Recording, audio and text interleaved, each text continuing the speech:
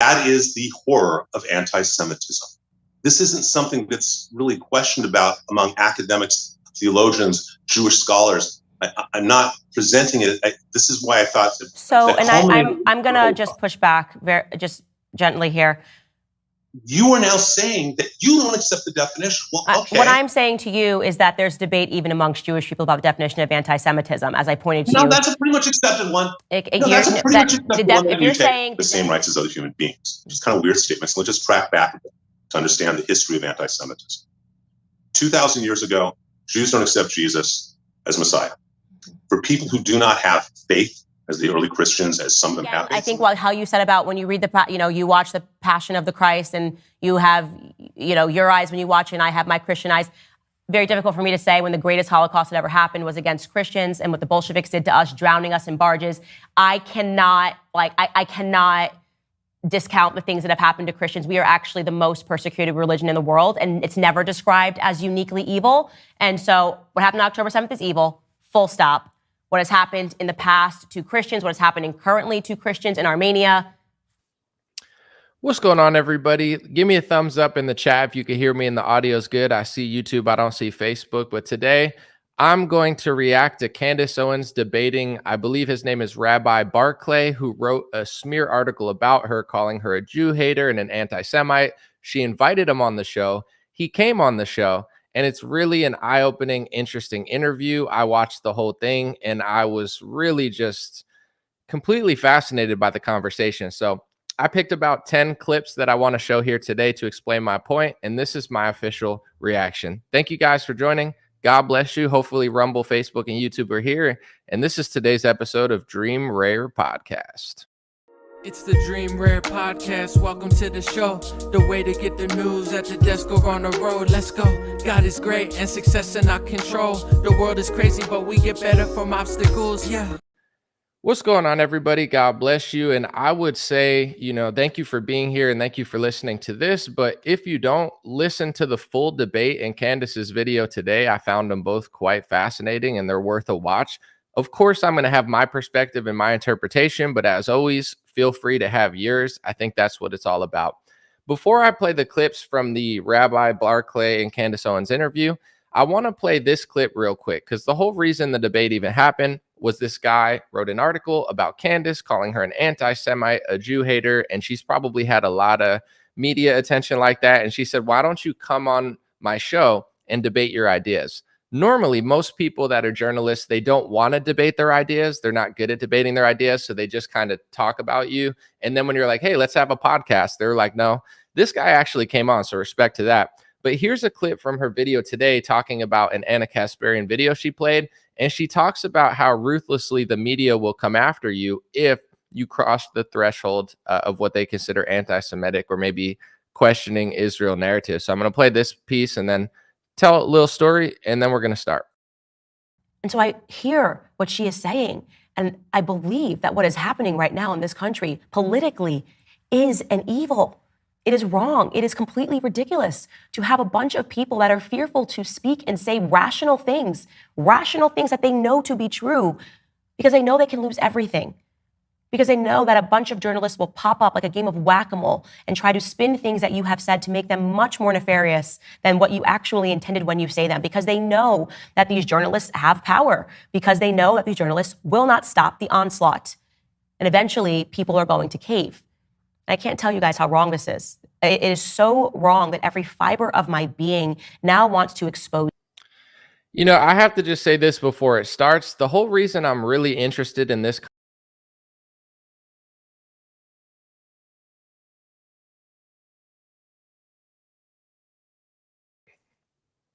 I guess I got kicked off my own stream. Hopefully I'm back. Anyway, hopefully that doesn't happen again. In 2019, I heard from my friends in conservative media that I was being blacklisted and smeared as far right, and I couldn't figure out why. I was super chill. I felt like I was calmer and more reasonable than even like the Charlie Kirk types, and I couldn't find out why they were blacklisting and smearing me. And then I figured out It's because I started talking about these speech laws that they're passing in America called anti-Semitism hate speech laws, or the HRA law. Like, you know, it's these definitions of anti-Semitism. We're going to talk about it a little bit. And I just said I didn't think from a First Amendment standpoint that it was necessary. And my whole world changed. I truly believe to this day that that's the reason that no media company has tried to hire me. I know for a fact it's what got me questioned to even enter certain events. And I believe that every media company is afraid to speak to me, let alone hire me, because they know that there's going to be smear attempts.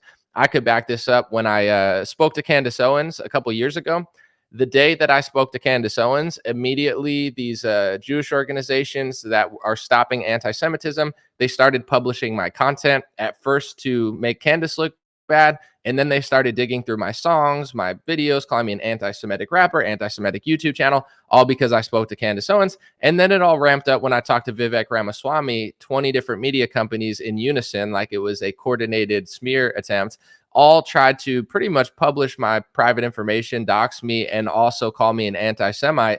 And, you know, that's why I'm extra interested in this type of content, because everything she's talking about, not to the extent it happened to her, because she's way more famous and important in my view, but it's all everything she's saying happened exactly to me. And I know why. It had nothing to do with, I'm not anti-Israel. I'm not any of those things. I just believe in the First Amendment, and I'm, you know, pretty unfiltered when I talk about different topics, with the goal being kindness and unity and peace and love. It's not, there's no hate in what I'm talking about, but this is true. There is coordinated media attempts. It's not a left-wing issue. Alex Jones, I'm just going to assume he's purposely lying, because I know Alex Jones is a smart guy. On Twitter, he retweets this and he says, oh, it's the left always does this. This rabbi says he's conservative and he's right-wing, and PJ Media, which smeared Candace Owens, is not a left-wing media group. It's a right-wing media group. So to frame this as left and right is totally disingenuous at best. I'm pretty sure Alex knows he's lying. He seems to do that a lot with this topic, but it has nothing to do with left or right. It transcends that, and it goes into race, religion, and also, you know, hate speech laws. It would be like saying Big Pharma only lobbies the left wing. It's just not true. So let's talk about it. And I'm just being very transparent. This is why I care about it more than I usually would, because journalists, not just on the left wing, but on the right, have attempted to, you know, in my view, publish my private information, smear my character, and really try to ruin my business, ruin my brand, and make sure that no one ever talks to me or lets me work. And I believe that it went out during the Vivek interview, even though we didn't mention Israel or anything, that was kind of a message to me and anybody who talks to me. If you talk to Anomaly, we're going to make you look bad. If Anomaly gets any more big interviews, we're going to make him look bad. And I think they're trying to scare everyone into submission and playing along. I don't think that. I pretty much know that. But anyway, speaking of which, here's the conversation of Rabbi Barkley, whom I've never heard of before this, God bless the guy, and Candace Owens, so I obviously know. Let's listen to their interview. The first thing is she asks him to define anti-Semitism. And the first point I found fascinating is he took the definition of anti-Semitism back 2,000 years to the time of Jesus when she asked him. So I just found that interesting. Here's the clip. Could you provide for us a definition of anti-Semitism? Absolutely. I really appreciate that, because I think that is the break. If we're not speaking the same language, where can we go, right? So there's a man, a blessed memory man named Lord Jonathan Sachs, who was the chief rabbi of England. He had a great line. He really defined anti-Semitism. That anti-Semitism is Jews have no right to exist collectively as Jews with the same rights as other human beings. Which is kind of a weird statement. So let's just track back a bit to understand the history of anti-Semitism. 2,000 years ago, Jews don't accept Jesus as Messiah. For people who do not have faith, as the early Christians, as some of them have faith, some of them accept Jesus, but they don't really in their heart. And you and I both know people like Rob McCoy who accepts it fully in their heart, and other people who are doing it without faith. And those who have less faith, the fact that a Jew exists, let alone thrives, is a threat to their faith, because how can the Jew not accept Jesus as God and still thrive? Unless he's associated with the devil. So you start having these myths that are created of the Jew being identified with the opposite of God. So it's just interesting to me, because I didn't know that he would take it all the way back. She was like, can you define anti-Semitism? That would be a good place to start the interview. Once again, watch the full debate or conversation if you really want to know, because he wrote a smear article about her, calling him an anti-Semite. She brought him on the show and she said, can you define it? And the first thing he says is it started 2,000 years ago in the time of Jesus.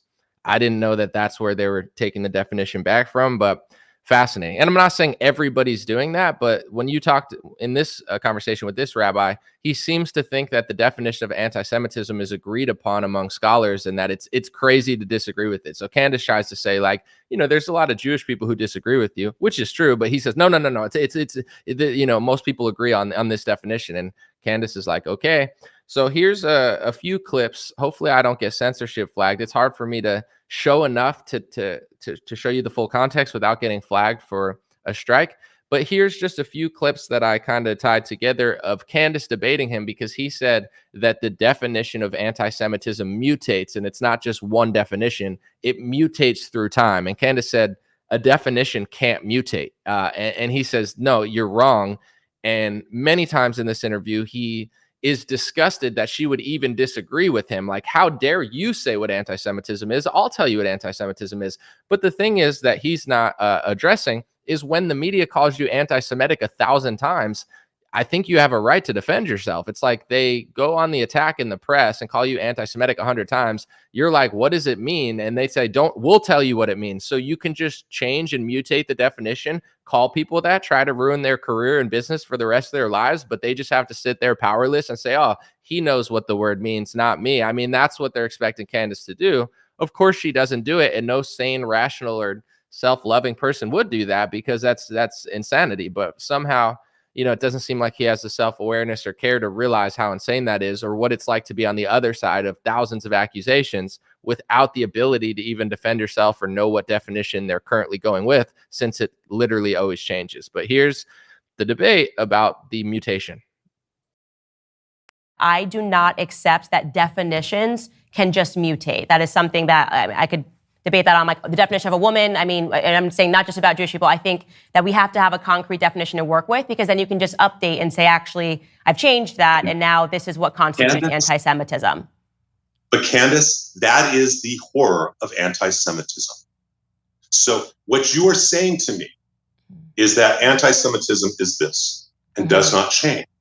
What I am saying to you is that the entire world and scholars about anti-Semitism recognize that it is a unique hate. This isn't something that's really questioned about among academics, theologians, Jewish scholars. I'm not presenting it. This is why I thought that I'm so optimistic about a dialogue. But I think part of it is you view that the hate can't mutate. And what I'm trying to tell you is that we have 2,000 years of history that demonstrate the exact opposite. So, and I'm going to just push back just gently here. For me personally, if I thought that racism could just be an ever-shifting definition based on the experience of Black people, it would be a remarkable power, and I would be able to create something like BLM, which could say that everything was racist. So you are now saying that you don't accept the definition. Well, okay. What I'm saying to you is that there's debate even amongst Jewish people about the definition of anti-Semitism, as I pointed to you. No, that's a pretty much accepted one. If you're saying the definition mutates, then you're saying it has no definition, right? It has no definition. Comes from the word define. If it has definition, it has a shape, right? You can't say the shape can mutate. The square can become a circle, can become a triangle. That means that it has no shape. You're talking about an amoeba, right? I'll say it again. It mutates because the definition, again, I'm quoting Lord Sachs, directly quoting him. So it's fascinating because he writes this article calling her anti-Semitic. She asks for a definition. He says it can mutate. She says, I don't agree. And he's just baffled that a woman would just disagree with him. Like, how dare you question my definition that mutates all the time? And it's like you smeared her in the article. Do you want her to just sit there and be like, yeah, no, I'm a piece of garbage. Thanks for saying that. Like, it's just stunning. I want to say this too before I play the next clip. People in the comments, most of the time I don't read them. Sometimes at the end, obviously I go through them and I peek every now and then, but like, feel free to say what you want. I'm not trying to censor people's speech, but when people say stupid and corny stuff in the comments, like, I'm not going to yell at you personally or anything, but like, you're not helping me. You know what I'm saying? Like, I'm trying to be really honest and pinpoint accurate with what I'm talking about. And when you're just like reckless in the comments, like you're 5 years old or something, like on the playground, you're not in any way, shape, or form helping me or the situation or the conversation. You're just making everyone look bad and stupid. So I'd appreciate if you didn't do that, because, you know, it's not like helpful in any sort of way. But if you want to make it all about you, then feel free. But it's not helping me or Candace or anybody in any way. So I don't know why people do that. It's like, you know, recess is out for the 7-year-olds and they just want to like yell and, you know, things that they can't say normally or something. I don't know. It's just like, stop. But next part I want to talk about. So with the definition mutating, I'll just say this. At the end, I'm going to get to how the State Department's defining it, because this is important. If they can mutate it and then smear you in left-wing, right-wing press, if it can mutate and get into the law of America and it can be, hate speech can be defined, it's very important, especially for our First Amendment rights. And I'll get to that later. But the next clip I want to play is, he talks about this screening, right? So I assume this guy is a U.S. citizen. I think, I'm not really familiar with him or his writing, but he says he's a conservative. I'm guessing he's an American conservative, but clearly he loves Israel, obviously, which we'll get to at the end, because people like him and Ben Shapiro, it's fascinating. They love Israel. They love everything Jewish. You can't say anything, yet then they tell you that it's anti-Semitism to say that they like Israel as much as America. Like, you're literally, that's like one of the hate speech rules that's being passed through government. It's like, you can't say that a Jewish person in America has loyalty to Israel or Jews worldwide. Even though if you listen to this guy talk for 2 hours, it's like, what other vibe are you trying to give off? Like, clearly you do care about that, which is totally fine. But then to say that you can't say that that's happening is just like fascinating. But he's talking about this screening of an IDF movie, which is, of course, the Israeli military. And they have some sort of film showing the horrors of Hamas in October 7th. And basically this guy says Candace will, like, he's trying to pressure her into seeing the screening.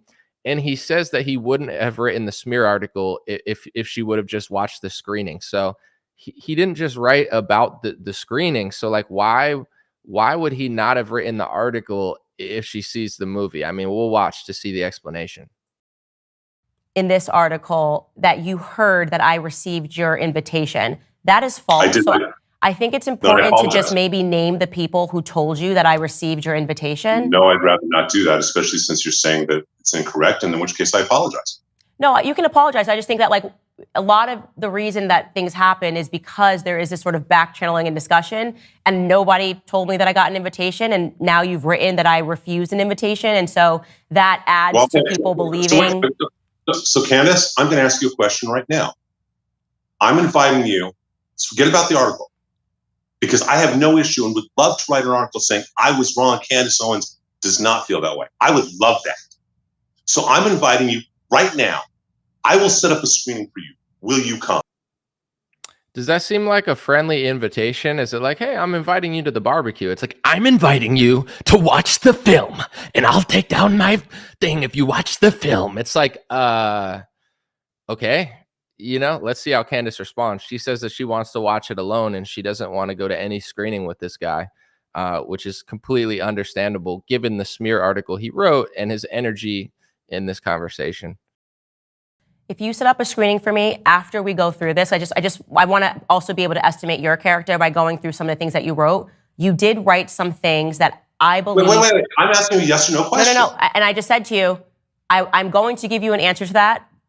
But I want to first go through your article because I want to be able to estimate. Wait. I'm asking you a question. I will take the entire article. I'm not saying I'm not going to answer your question. I am just saying that I would like to go through this, see how you feel. You said you hadn't had an invitation. I'm asking you. I don't have to be there. I'll set it up for you. Okay, sure. If you want to set it up for me to have a screening of that here without you there, that's fine. What I'm saying is that I would not, based on what you wrote about me, I wouldn't take an invitation from you anywhere. I think that's fair, given what's in this article. It's interesting that he was so upset when she said she might not watch it and wanted to talk before she agreed to it. And then as soon as she says that she'll watch the IDF film, all of a sudden he says, I would have never written the article about you if I would have known that. And she's like, but the article has nothing to do with the film. You're just smearing my character on totally unrelated things. And he's just like, yeah, but if you just watch the film, then that's fine. You know, that'll all go away. I think that's a normal human response, that if somebody has written something that is utterly libelous about you, it mischaracterizes what you said. But if you want to set it up separately and you want to send it to the Daily Wire and you want us to have a private screening, I absolutely will watch the events of October 7th. You know what? God bless you. And had I ever heard you say that, I wouldn't have written an article. Well, I think you still would have, because you made a lot of points in here. No, I wouldn't have. No, I wouldn't have, because I believe in the idea that it's about what we act and learn. And we have a concept called Shuva in Judaism. No, actually, honestly, had you said there, at any point, what you just now said to me, that you would watch a screening, I don't need to be there, that you would watch a screening. If I set it up, I would not have written that article. Okay. Well, I do still want to go through these points, though. Kind of reminds me of like Willy Wonka and the Chocolate Factory, where Willy Wonka's being like kind of rude the whole time. And the second that like the show ends, he's like, Charlie, you won. You won, Charlie. He's like, what do you mean I won? You're the winner. You know, like that's kind of the vibe I got, where he was like super mad when like she wouldn't watch it or didn't want to or didn't say that she would. And the second that she said she would watch it, it's like the veil is lifted. And it's like, oh, really? If I would have known that, I never would have wrote all that stuff. And she's like, but why though? The stuff you wrote has nothing to do with that. He's like, it's all gone, you know, now I won't. I just found that part extraordinarily interesting. Another part I found interesting, which is why I included it, is he talked about the Passion of the Christ, which, let me just be honest, I've never seen that movie. So I can't really speak on what I mean, obviously I get the gist of it, the story of Jesus, but like I've never seen the movie. So I just found the dialogue fascinating, where he says, you know, essentially like, what do you think of the Passion of Christ? And Candace says, you know, I liked it. And he goes, well, you know, if you believe in Jesus, it's a great movie, but if you don't, it's pretty anti-Semitic. So let's listen to why. A number of years ago, a movie came out called The Passion of the Christ. Did you see the movie? Yes, it's a wonderful movie. Okay. And I saw the movie as well. I saw it the opening day and saw it twice, and I arranged for a screening of priest students, minister students, rabbinic students, rabbis, ministers, and priests at Loyola Marymount when I was a professor. Okay. I realized something in watching that movie. There are two movies going on. If you accept Jesus as your Savior, then that movie is so brilliant and so painful about his suffering that it transcends everything else, and that's all you see. So I'm going to play the second clip, but he says, if you believe in Jesus, you know, it's a great movie, or it's a brilliant movie. But if you don't take Jesus as your Lord and Savior, then, you know, that movie it's a different movie. It's just really anti-Semitic. If you don't accept Jesus as your Savior, you're not so emotionally attached to all the suffering that Gibson portrays so well. And so what you do notice, as an example, are all the anti-Semitic things. So I had a discussion with a woman who's the senior vice president of Loyola when the movie came out. She said, Rabbi, there's no anti-Semitism. I said, actually, I'll give you an example of one scene. There's a scene of little Jewish kids who chase Judas, and they morph into demons. And they're wearing modern 20th century yarmulkes, and they have classic Jewish stereotypical faces, and they morph into demons. And with modern yarmulkes, it's that trope of Jews as demons. Once again, I've never seen the movie, so I can't speak on individual scenes. I just found that part interesting, where he said, you know, if you were Christian essentially, or you believed in Jesus, then that's a powerful, great movie. You know, if you don't believe in Jesus, then it's a super anti-Semitic movie. And to be honest, this is just my opinion based on reality and the data that I've received, and just through paying attention for the last 5-6 years. It seems the similar way with the religion, like you know, Christians and Jews, like on average, I'm not saying there's messianic Jews who accept Christ. There's horrible Christians. There's great Jews who don't. Like, I'm not trying to say like good and bad or anything, but I'm just being honest. It's like that in Christianity, it's like, you know, it's the same as watching the same movie and you're like, oh, I loved it because I love Jesus Christ. And he's like, that's anti-Semitic. I found it very offensive. I think the whole religion is kind of like that, you know, like Christians love Jesus Christ. They see Jesus Christ as their Lord and Savior. They believe in his teachings and his words. And, you know, this rabbi sees that as the day that anti-Semitism was created. And it's like the antithesis almost of like realities, you know, like it's just like their reality is a little bit different, where it's like they don't see that as like this glorious day that Jesus rose. Like they don't believe that. They don't like that moment. I don't think it's like something that they want. And in some ways, you know, just like I think certain people would say that you hate this and you hate that, you know, there's an argument to be made that certain people hate Jesus and certain people hate Christians and certain people hate that story and that version and the rules and the thou shalt, you know, like certain things that people like, not everyone believes the same stuff. And he's very honest about that. But I don't think a lot of Christians realize how different certain people think. Like, you know, it's like everybody, you know, and it's hard because as he says with the definition that's mutating, it's hard to know what people mean by they're Jewish. Some people are ethnically Jewish and they believe in Christ. Other people are ethnically Jewish and they're atheist. Other people are ethnically Jewish and they, you know, their religion is Judaism. So it's such a diverse field that I don't think a lot of people know what's going on, but there are, just like as far as like Christian, it's a little more straightforward, not completely, but it's like, do you accept Jesus Christ as your Lord and Savior? Okay, you can be a Christian. You know, do you accept Allah? You could be a Muslim. Muslims think that Jesus was a prophet, but not the Lord. They have a lot of respect for Jesus. They don't like when he's blasphemed.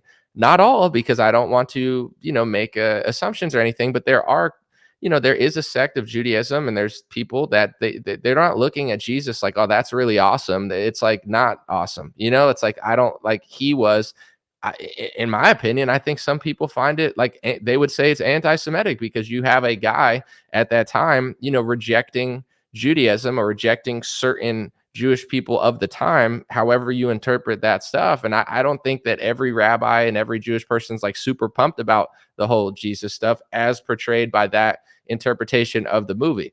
Could Mel Gibson have made a different version of the movie that didn't offend him? Possibly. I'm not trying to put words in anyone's mouth, but it's not really that hard for me to figure out, especially when you look at, you know, certain sects of the Israel government attempting to pass laws to stop people from preaching Christianity in certain parts of Israel. Like it's not that hard to figure out, but apparently, you know, a lot of people, they don't know what to think, or maybe they're afraid to think it, or, you know, they've been taught something for 40 years, or perhaps, you know, ignorance is bliss. It's the same thing with a lot of topics. It's like the more you look at it, the more trouble you get. So you might as well just ignore it instead of getting in trouble over something like that. So I want to, before I really get like a whole analysis of the entire thing, I just want to play two more clips and be really clear, because these two clips, it shows that he said that, you know, October 7th day was like one of the worst, if I don't want to put words in his mouth. You'll see it. Something about it's like the worst human day or something.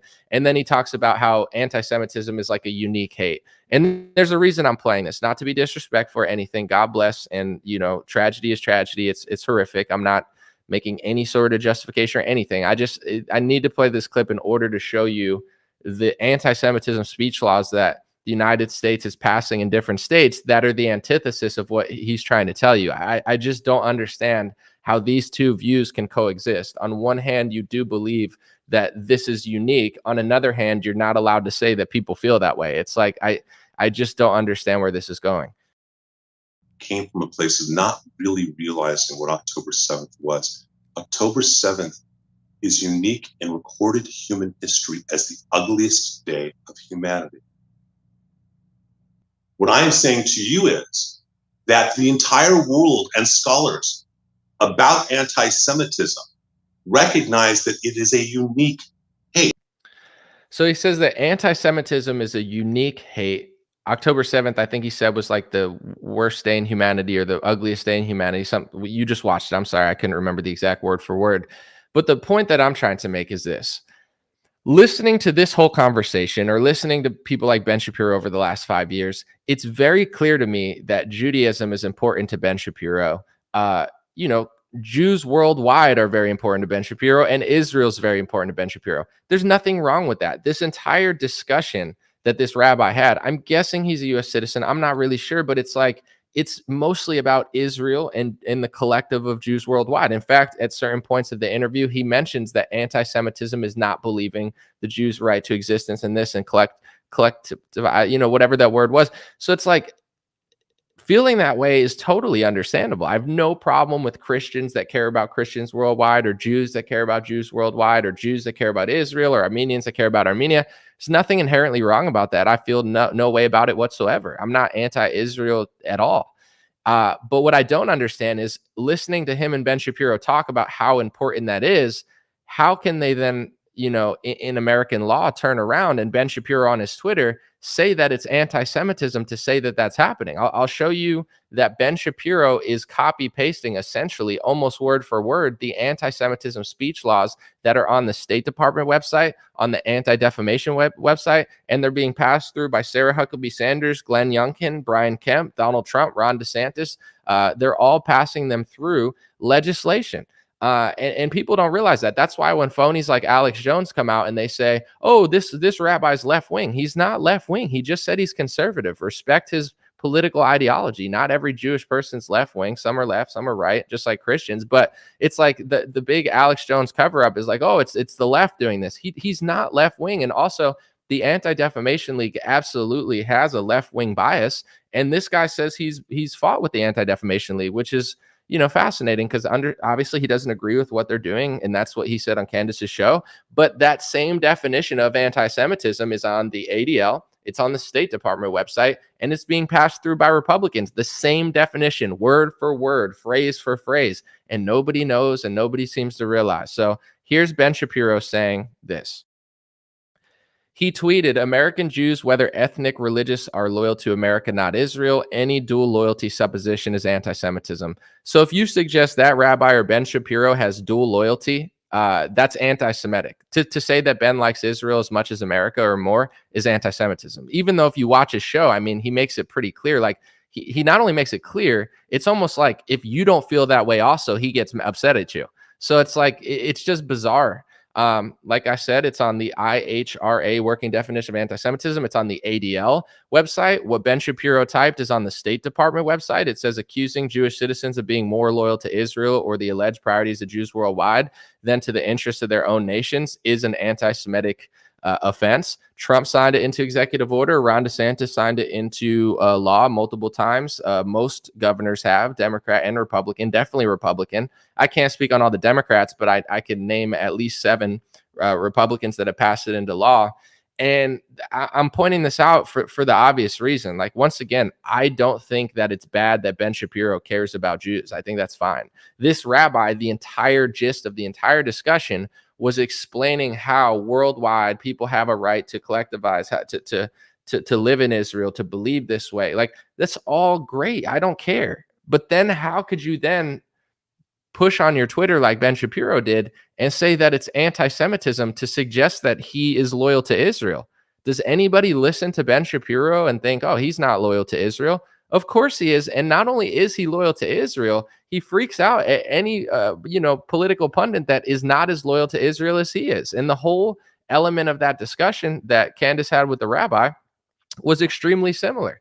I have a lot of takeaways from this interview, and I don't want to make this video too long, but, it's just interesting that they wrote, Candace Owens is anti-Semitic and whatever. Like, I didn't even read the article, but it wasn't left-wing media. It's not just left-wing politicians doing this. It's saying that, like Alex Jones says, that either you're dumb, which Alex Jones is not, or you're purposely trying to mislead people, which I truly believe Alex Jones and many others are.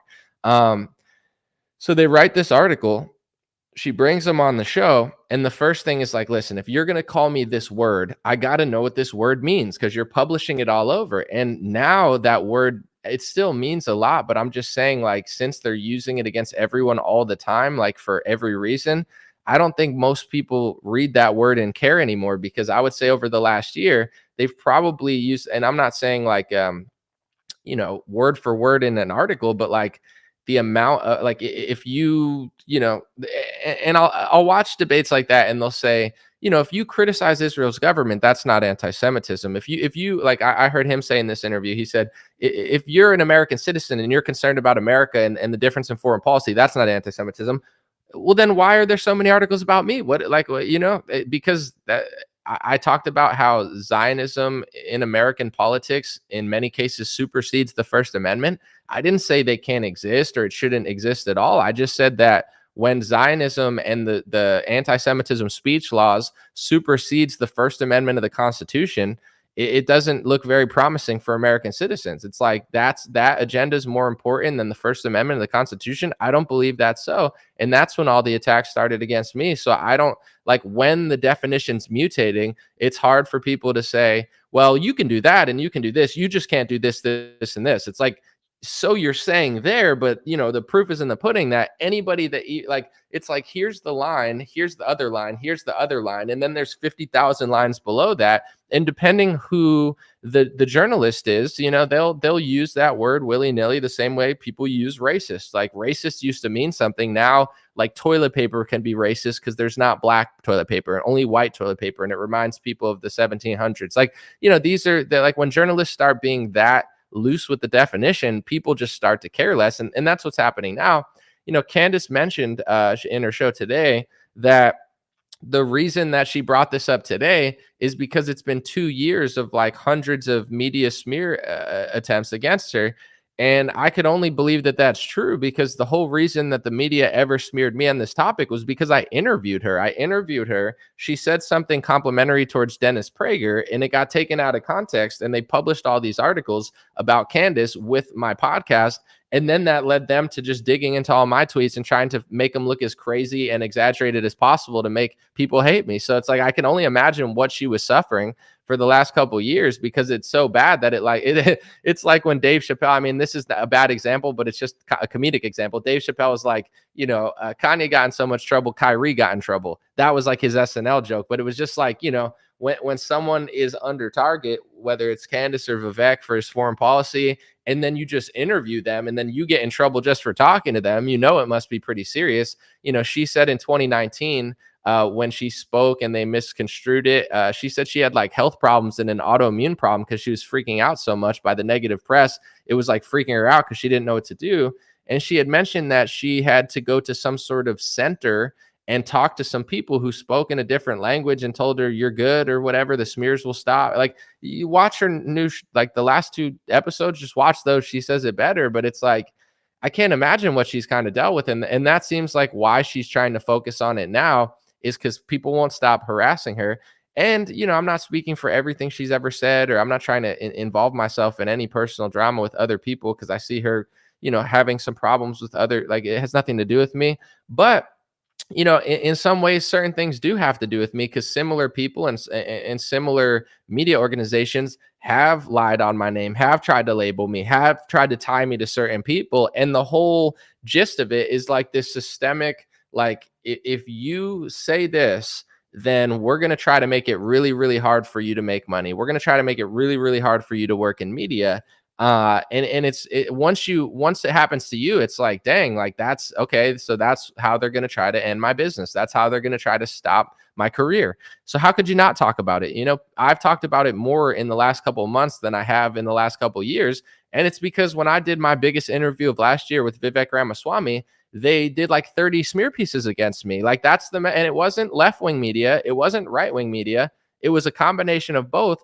But it was, I would say pro-Zionist media that wanted to exaggerate what I said to make me and Vivek look bad because Vivek doesn't have the foreign policy that they want him to have necessarily. And because he interviewed me, they're just trying to hype up everything and make it look crazy. And probably the goal is to do 2 things. One, make Vivek cave on foreign policy like almost every politician in Washington, or get people to not talk to me or not allow me to have good interviews, because when I have good interviews and I ask real questions, I didn't even talk about Israel, but I did ask good questions that no one else asked. And it's like, if you could scare people from wanting to come on my show, and I guarantee that that's the case. I guarantee that there's some high profile politicians that maybe would have come on the show, but they see those articles and they're like, I don't know. I don't know if I want to get tangled in all that. Or like a sponsor where they're like, oh, we would sponsor him. I don't know about that. I don't want to get tangled in all that mess. And, that's kind of the tactics that they're using. But it's important to know, because if you just look at everything through a left and a right paradigm, it's not true. And not just for this topic, it's not true for almost any topic. Like there are left and right wing things, but when you get down to the nitty gritty of what's happening in Washington, look at Donald Trump's cabinet and look at Joe Biden's cabinet and look at Obama's cabinet and look at George Bush's cabinet. Different people, in some cases, same exact people, but nothing really changes. You know what I'm saying? So if you were to be so naive and ignorant to say that big pharma only lobbies left-wing politicians, you would be wrong, and you'd never figure out what's going on, because big pharma lobbies both politicians, but maybe they lobby the left more. And it's the same thing with this. It's not left-wing media. It's not left-wingers. It's not left-wing press. It's way deeper than that. Candace talks about it a little bit on her show, but there's lobbying organizations that are paying a fortune. And the parallels between that and big pharma, it's just an easy example because people understand the pharmaceutical industry more than this stuff. But it's like when big pharma gets $18 billion from Donald Trump through Operation Warp Speed, and Donald Trump starts buying millions of their doses, or hundreds of millions of their doses, and they're making billions of dollars. This is now a $10 billion product that they're making money off of. So with the money that they're getting from the federal government, the pharmaceutical industry is going to use it to buy influencers, to buy media, to control the narrative, to pay off sports leagues and athletes. And that's what they did. So it's like, if you come out and you're not sold out, everybody makes you look like the crazy one. They try to say you're hateful and you're so negative and you're so bad because you're like the only one that's not sold out. So it's happening in other entities too. And a lot of times what I figured out, and I'm not speaking in specifics, but just in general, there's a lot of projection going on. Like, people that hate certain things, they project onto you that you're being hateful when you're not being hateful. It's like, there's certain people out there that hate Christians. There's certain people out there that hate Jesus. There's certain people out there that hate Europeans and Americans. And you know what I'm saying? There's certain people that hate liberals and conservatives and all that. And you notice that whether it's political ideology or left or right or red or blue or religion or race, it's not always the case, but often the case. The loudest people that are screaming hate, hate, hate, everybody's hating, are often some of the most hateful people. And not only are they projecting, but they're creating a business around monetizing the opposition to whatever they're saying and doing. So it's like, I thought Candace handled herself well. It's just a difficult situation, because it's like, if a black person tells me you can't tell me what racist is, okay. But then if you call me racist 10,000 times in the press and I can't even defend myself, and now I can't play sports or get sponsorship deals because you called me racist so many times, and then I ask you what the definition of racism is and you can't tell me because you say it morphs over time and it's this unique hate. Candace had tweeted after this that she said, God bless you for coming on my show. But she said, I've come to the conclusion that he feels like, his race or his religion matters more than others. And that's the conclusion that she came to after the interview. I'm paraphrasing. That's not her exact words. And, it's one of these things where if I were to say that a Christian hate is unique over other hate, or white hate is unique over other hate, they would call me like a white supremacist, a white nationalist, or whatever. But it's like, if you come and you say like, our tragedy was the worst tragedy of all time, our hate is the most unique hate, it started with Jesus Christ in those era, and it's just boiling and mutating out of control. Like, if any other group said that their hate was a more unique hate that just was just like the most unique one of all time, everyone else would have an issue with it. But when they do it, it's like, not only can you not disagree with the mutation of the word, but you can't even defend yourself from constant accusations about it. So I think this is just my personal perspective, and I'm not really sure what the end goal is here. But for me, I don't hate any country, I don't hate any race, and I don't hate any religion. It's like, I've seen too many good people to blame everyone for the actions of a few. So I don't really hate anybody, and I don't benefit in any way, shape, or form from people being nasty to each other. So I would like to have peace and, respect from the races, religions, and all the political ideologies. That would be my ideal goal. But what I'm figuring out about, just to be honest, the pro-Israel crowd and the crowd that's calling everybody anti-Semitic right now, is a major miscalculation, in my opinion, where I understand tragedies, I understand pain and history and all that stuff. But at the end of the day, there is the perception of everybody. And if you're losing the battle of perception, people are not going to believe it. So my guess would be, with that show, that 90 to 95% of people who watched it came away thinking Candace looked good and that Rabbi did not. So it's you could call everyone names, you could say that you deserve a special thing, and that everything matters, but this matters slightly more. And it's only going to make more and more people a little bit suspicious when they weren't. Just like with me, just to be fair, I didn't talk about, like, I obviously I did talk about Zionism and Israel and the relationship between America and Israel sometimes, but it wasn't really like a top priority of mine by any means. It was only until I started getting blacklisted. Like, I noticed I didn't care about any of this stuff. I noticed when people started calling me anti-Semitic because I said, is being Jewish a race or a religion? I have no idea. And literally all I did was ask, and 5 different people called me anti-Semitic, and I was like, I'm not sure. It's just confusing for me. I'm just trying to learn so I could be respectful. And they called it hate speech. And then when Charlie Kirk was doing his little college tour, I just started realizing that he was super, super, super inconsistent in his views when it came to Israel. Now I realize how much power there is in the Republican Party and lobbying money and donor money to be pro-Israel and pro-Zionism. I don't know any more politically correct way to say it, so I just said it that way. I'm not being hateful or disrespectful, but there's a lot of money and power in that category in the Republican Party. So that would probably explain maybe Charlie Kirk has like a strong Christian belief in it or something. I'm not really sure, but I just started noticing that when asked with questions or scrutiny on the First Amendment, because people started noticing that DeSantis and Trump were passing anti-Semitism, essentially hate speech definitions into law.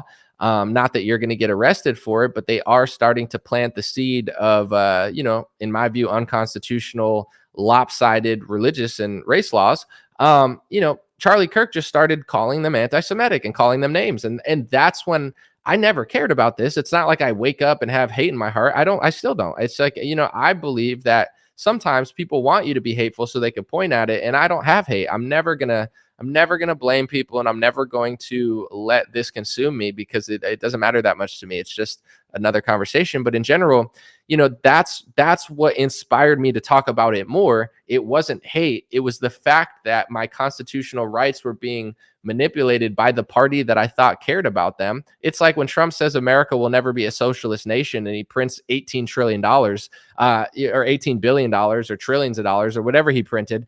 I'm like, how you're doing socialism and saying you're against socialism. I didn't turn on Trump. Trump turned on me, and I just have a brain and balls to talk about it. Most people don't, for many reasons, just like a lot of people do a lot of things. But it's like it's not like I just woke up one day and just got hateful to Trump. I noticed what was going on and spoke about it. It's the same thing with the anti-Semitism rules and laws, and also just hypocrisy. It's like if a lot of people don't care about the BLM stuff anymore. It's not because they're hateful. It's because they got beat in the head with it 50,000 different times to the point where they could poke holes in the argument and see the double standards and hypocrisy. And it's like, if you're being a hypocrite with double standards, people over time will just learn to not care that much about it because they know you're being disingenuous. And I've seen that happen with certain race things in America, where certain races can do certain things and say certain things, but then not only can other races not do that, but they can't even like defend themselves or disagree without being called hateful.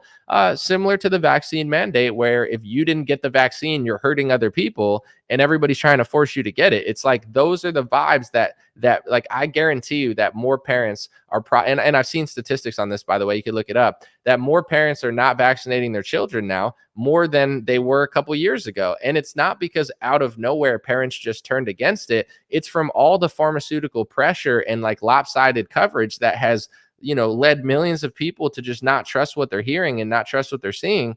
And it's not hate. It's not like misinformation and hate. There needs to be some self-accountability and self-awareness involved.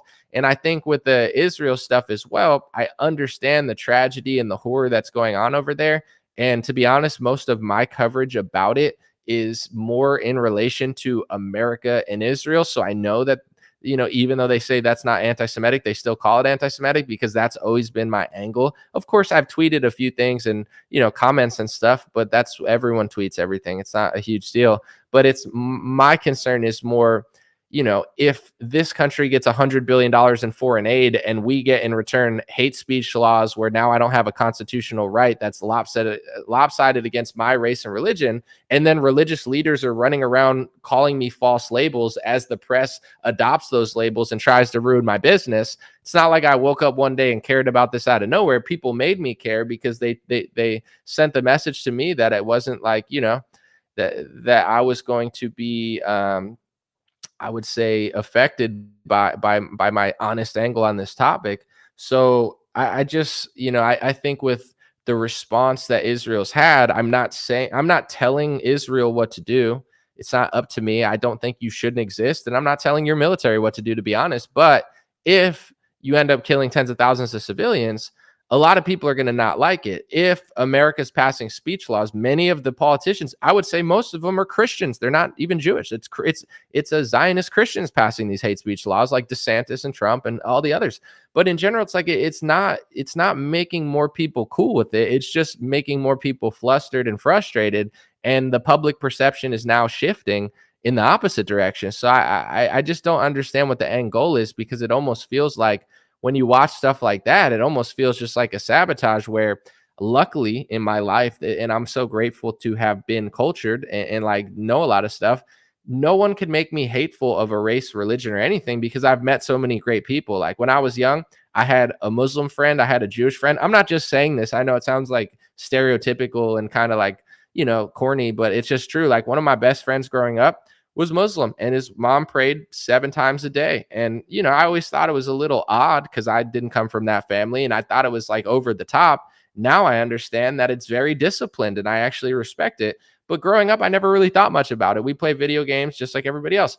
One of my best friends growing up was Jewish, and his family was incredibly nice to me. There was no vibe where they were treating me bad because I wasn't Jewish. And that doesn't exist in my world. I know, maybe disproportionately, I know great Jewish people who've been kind to me, who've opened up their house to me, who've taken me on vacation, who've complimented me and showed me love. Like I don't see what I see in the podcasting world, in the real world. It doesn't exist to me. So I would never let that drag me into a place of like blaming or hating other people. And I'm just tired of being constantly lied about, where it's like people try to act like that's who I am. I'm not that. I'm not even anti-Israel. I'm not even anti-Zionism, because in my opinion, I'm a 34-year-old podcaster. Like, who am I to tell Israel what to do? Who am I to tell Palestine what to do, or Egypt what to do, or Ukraine what to do? I don't tell, like, I'm just, if 100 billion of my taxpayer dollars are going to Ukraine and I'm called pro-Putin for disagreeing, now I'm a little annoyed. If hundreds of billions of my tax dollars are going to Israel and I'm being called anti-Semitic all the time, well, I don't feel like I'm getting, I'm getting the short end of the stick in this equation. So it has nothing to do with thinking someone can exist or not, but if you justify killing tens of thousands of children and civilians, and then you say, well, they voted for this political entity, when the reality is that entity got there in 2004 and half the population of Gaza is under 18, like, people are going to see right through that, and they are seeing right through that. So it's not people's hate. There are hateful people out there, but it's not like people's hate that is causing them to feel this way.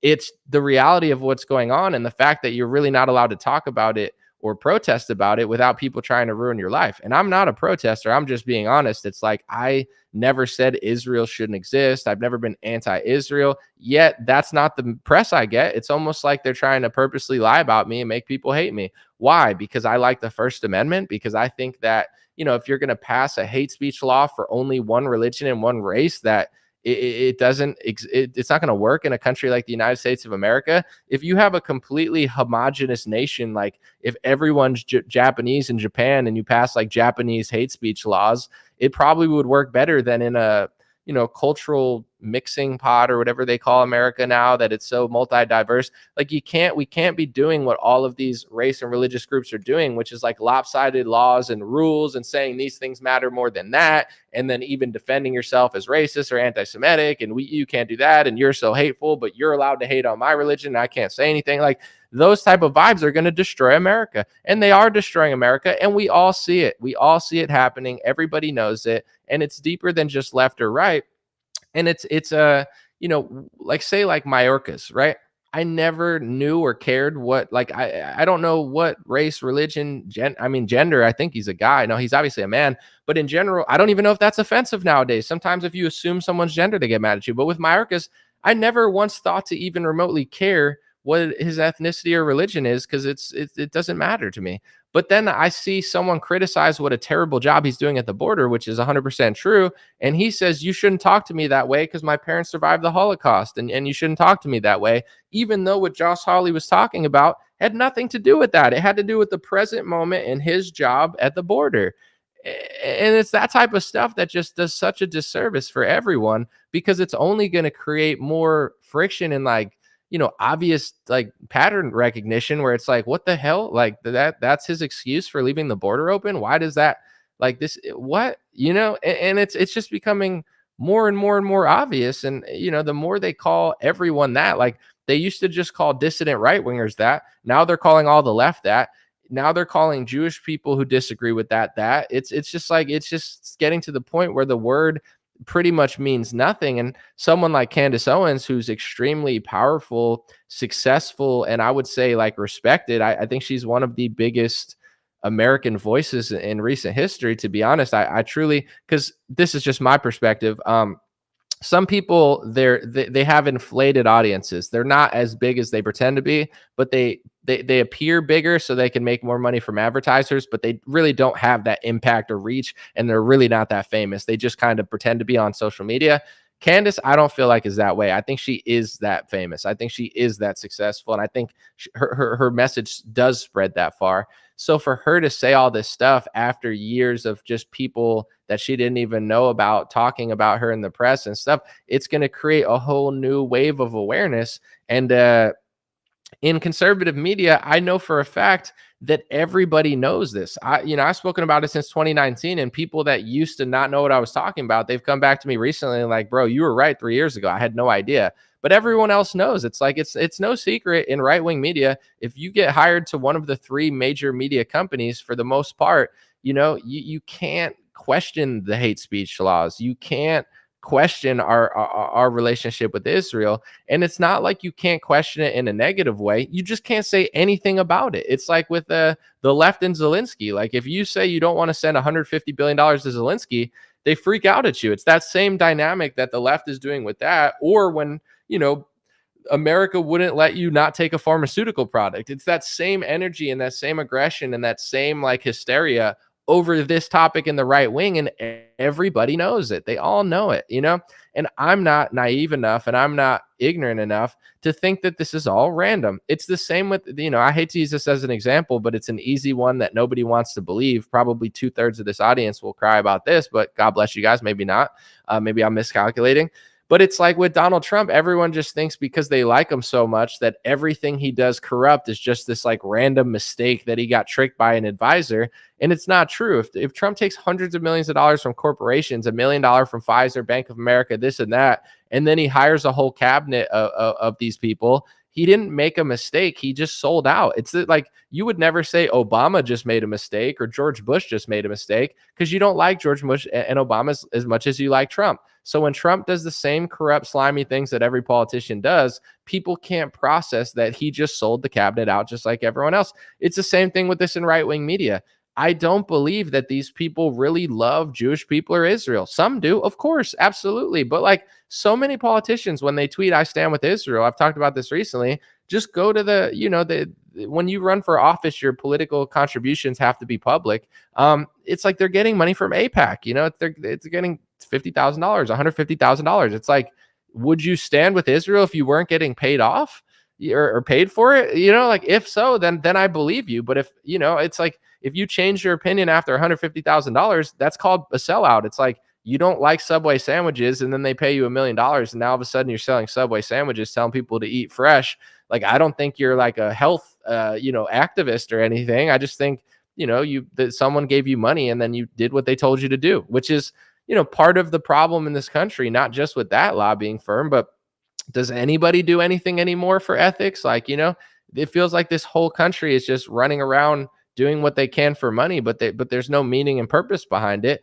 And that's really my final message. Maybe I'll read a few comments, maybe not. Probably best to not, because it'll throw me off because I'm in the zone right now. But in general, it's like, there's no one to blame in America. I would never say to blame another country or blame a group of people, because the only one to really blame, and this goes for everyone, is really just ourselves, because, things can only be sold if we buy it. And that's the problem in modern day America and a lot of countries. I can't speak for everywhere, but everyone's just going along with the flow. And if you're going along with the flow, and the flow takes you somewhere, you can't complain. If it's a riptide, then it's a riptide. Like it's, this, like everybody just does what they got to do to make money. And a lot of the money's in unethical places and nobody seems to care. And I think the COVID pandemic is the perfect analogy for that, or a perfect symbol of that, where most people knew better, but most people played along. Most people didn't want to, but most people did. Most people said they were with you, but most people weren't with you. Most people said, I agree with you, but then they left you stranded, getting persecuted. And that's the country we live in. And it's not going to matter who does what or who thinks what. If we're in a country where, like, look at every athlete, like, how many athletes are there? Thousands. How many of them speak up? 4. UFC, they do a little bit, but every other, like 4, Kyrie Irving, Aaron Rodgers. And I'm not even talking about a specific like narrative, but it's like, who says what they actually believe against the media narrative? Like 3 or 4 people. Why? Because it's more profitable to shut up. It's safer to shut up. It's more peaceful to shut up. But it's only more peaceful to shut up for so long, because once the cities start falling apart and once the country starts falling apart, then it's not more peaceful and it's not more safe. And that's where we're at now, where like the safe route isn't safe anymore. If you played it safe, you still got locked down during COVID. So it's like, that's what I hope people realize in this country. Is like, who's willing to lose money in order to do what's right? Not many people. I had a buddy recently, because I don't have many sponsors, because one, I'm super picky. Others, I don't know. I just don't focus on that much. I'm usually just making content. But in general, I had one person who's successful. He told me like, hey, I like you a lot. Look at all my sponsors and tell me which ones you would like to work with, and I'm sure he doesn't do that with most people, but he's like, you're a good guy, so I'll connect you with any sponsors. I looked through it, and it's not like they were unethical or anything. Most of them absolutely were. It's like good people, good stuff. I picked 2. I could have just hit them all up and been like, I want all the money, but I identified that I would, for me personally, not them, I would feel dumb selling everything else but 2. Half the stuff I didn't even know what it was. Other stuff, it's not really my vibe. So it's like, if more people could like not just take money for power and fame and stuff, I think this country would change. But until then, people will sell out to whoever they got to sell out to. So those are my original thoughts. I mean, I do appreciate that, Rabbi Barclay. Here's what I do want to say. Most journalists who write and smear you, like that happened to me last year, and it was a female journalist. I said, if you want to really publish what I really think, here it is. Of course, it was not published, but I said, if you want to come on the podcast, I'd love to debate you. Same thing Candace did. I'm just not Candace Owens, so it's smarter that they just ignore me. I'm not making a big enough splash where it really affects them. So they're like, this, Candace, she's a little bigger. So they're like, I might as well hop on, and because it's going to get weird if I don't. So like, I really respect this guy for going on and speaking to the public what he really thinks. Because like, Candace said sunlight's the best disinfectant, but in general, it's like, if you're willing to smear someone's name in text form, you should be willing to have a conversation or debate with them. So I'm really grateful and glad that this guy was willing to go on and debate his ideas and show the public what he really thinks and where his definitions come from and stuff.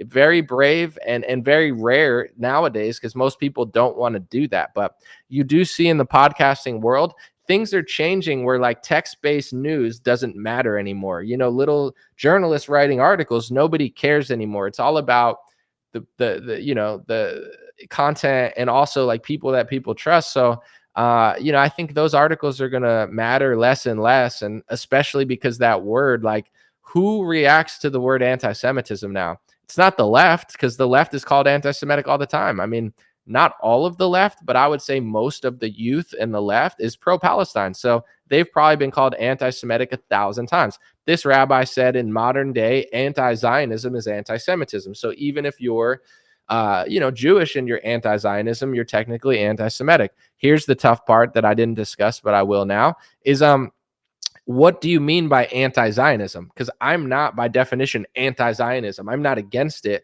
but I want to speak about it in its relation to America. But I still get called anti-Semitic anyway, because they say, well, you're anti-Zionism, so you're anti-Semitism. It's like, what does anti-vaccine mean to you, or anti-pharma? Like, does anti-pharma mean you agree with some pharmaceutical products, but not all of them? They'll still call you anti-vax or anti-pharma. So that's the issue with saying anti-Zionism is anti-Semitism. One, I don't agree with that statement, but also, what do you mean by anti-Zionism? Like a Jewish person who literally thinks the whole country shouldn't exist, they're anti-Semitic, or someone who just is critical of the Zionist foreign policy or domestic policy? Like, what does that mean? So when words don't mean anything, they can mean whatever they want and broaden them to mean anything.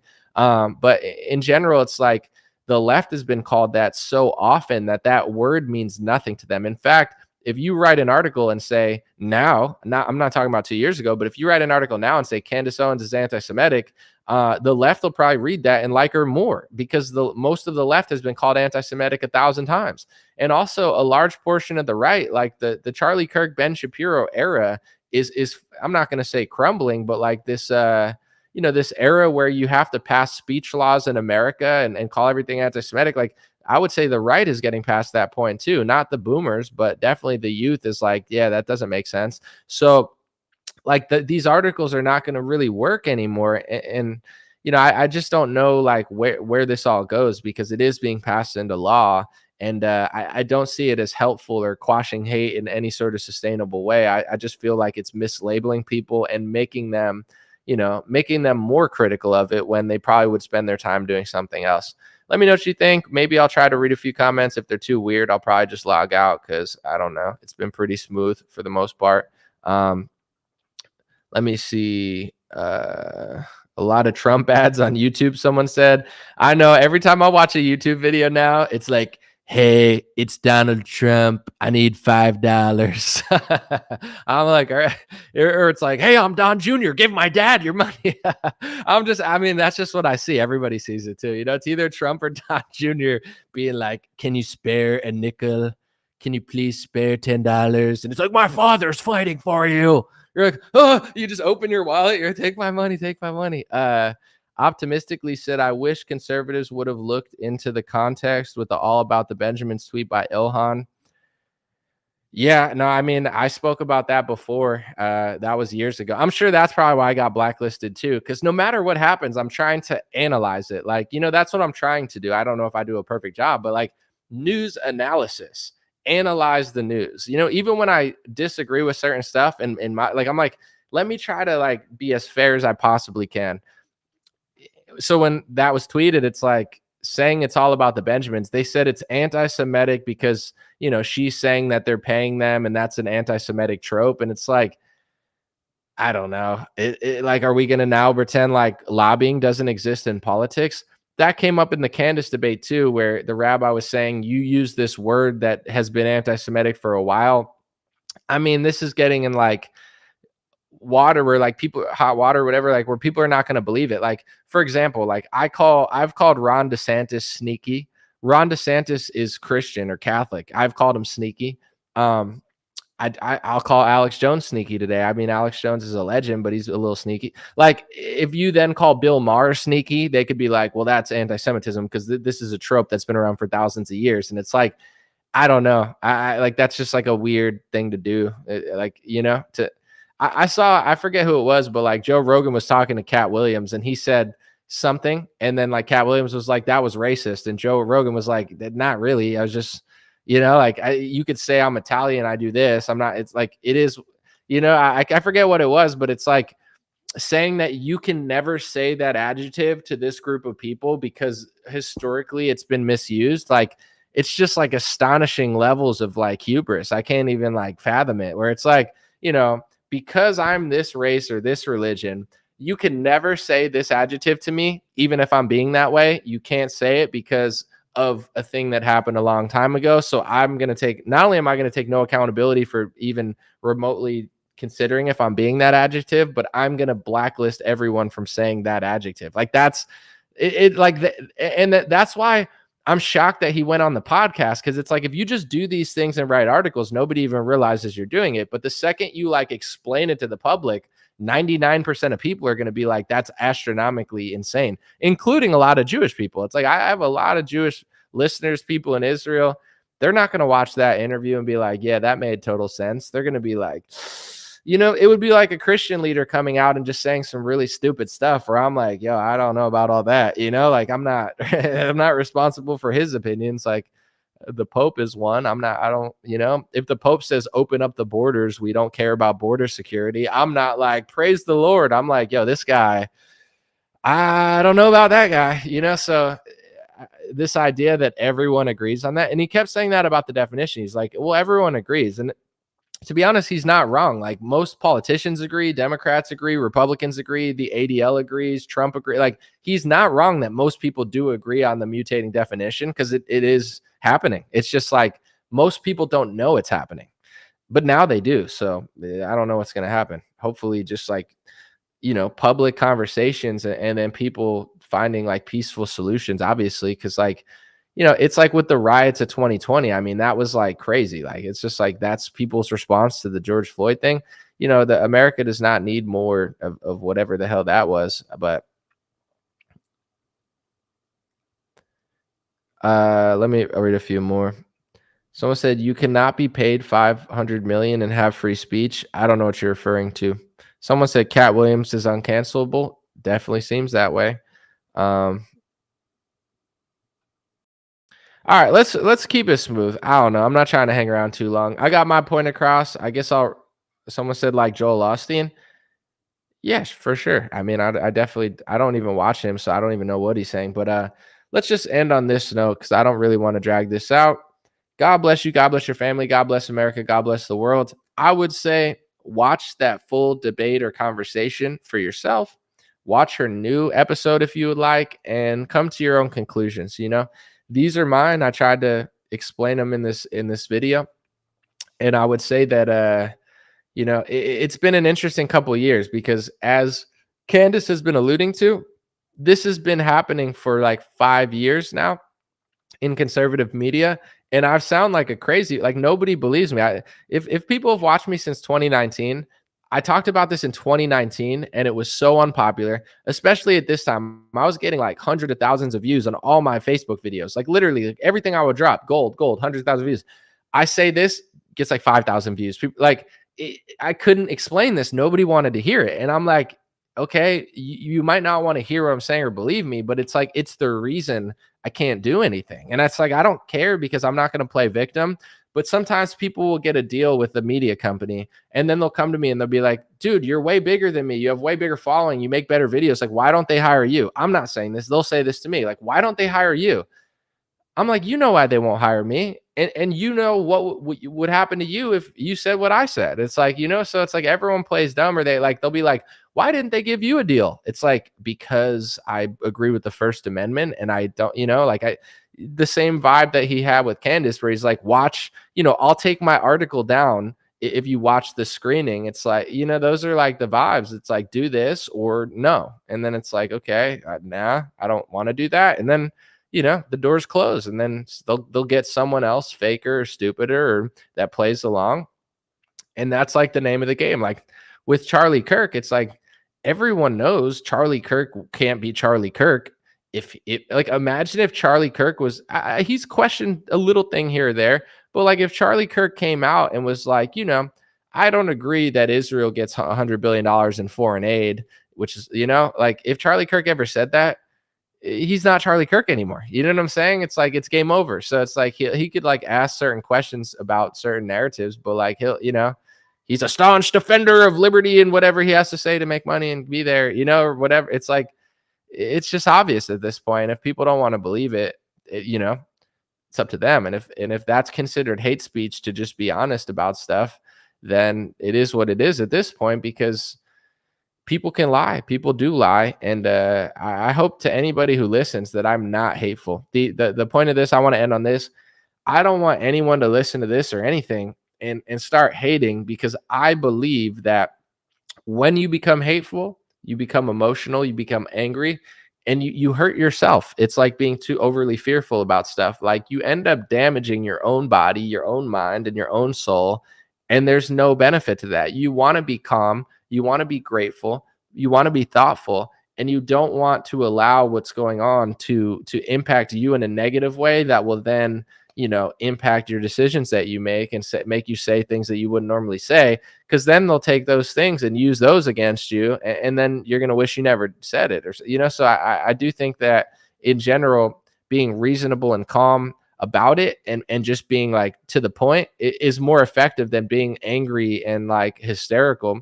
And once again, like I said, I don't really have like a, whatever it's called, a filter for my, like sometimes I'll block people when they're really, really annoying or like crazy. But like for the most part, I don't have time to like censor all the comments, but I'm just being honest to people in the comments. Like if you have something interesting to share or something honest or reasonable, or maybe something funny, knock yourself out. But like to the people that come in here to act like it's high school and just spam like edgy things all the time just to be funny, just understand you're not convincing anybody. You're not helping me. You're not helping anybody. You're only leading people further away from what you claim to want them to know. And that's just kind of how things work. Like if you can explain it or show it and like be like honest about it, a lot of people will figure this stuff out. But if you're just constantly just trying to be that little like pest in the classroom, like poking me in the side with a pencil, like I can say this here.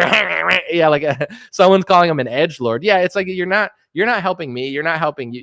You're only chasing. Then the people look at that and they're like, oh, whatever that is, I don't want that. Those people are acting like kids. That's not. It doesn't help. It's like you're only just being, chasing people away from it. And I do want to say this too. I got fact checked on Instagram one time and the fact checker was in France, and I emailed the fact checker, why did this get deleted? And these idiots actually emailed me back. And in the video, they tried to blame me for the comment section. My one guy, Huey Media, who, I like the work he does. I think he's an honest guy.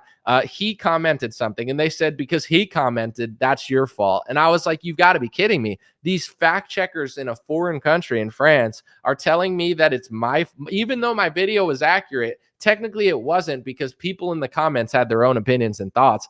And it's like, this is the type of crap that I have to deal with all the time. It's like Facebook demonetizing me, fact checkers in a foreign country telling me that a comment is my fault. And I'm not going to take blame for comments. I'm just saying, it's like, that's the type of shit I have to deal with just to stay afloat and make videos. It's so crazy.